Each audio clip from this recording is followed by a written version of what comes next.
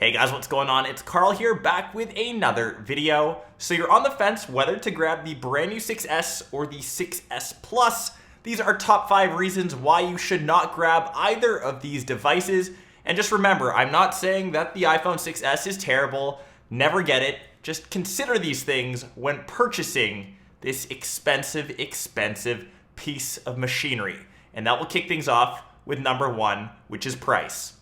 It is no secret that the iPhone 6S and 6S Plus are now probably the most expensive smartphones that you can buy on the market.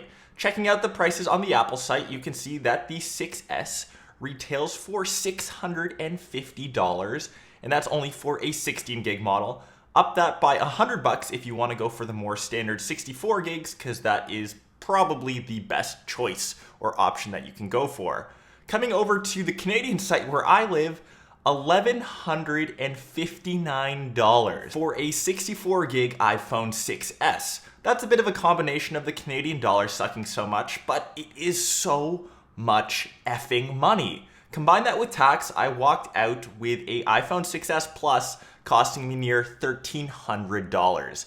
And if you take a look at some of the competition, I'll introduce the OnePlus 2. This is labeled as the flagship killer. This retails for $329 for 16 gigs or $389 for 64 gigs.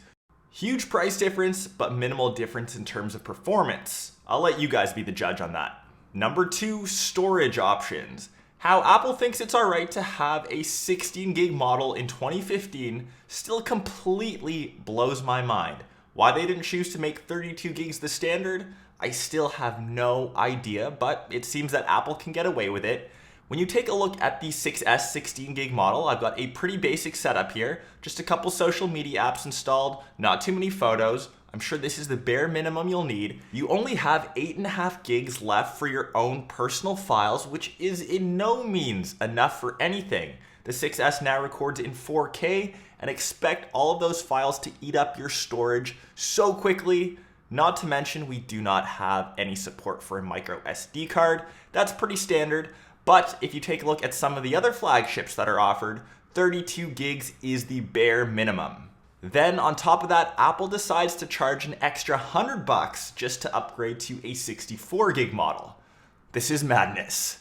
Number 3, performance. Don't get me wrong, the 6S has the brand new A9 chip with the M9 Motion coprocessor. It kills it on the Geekbench 3 benchmark scores, and it does outshine the iPhone 6.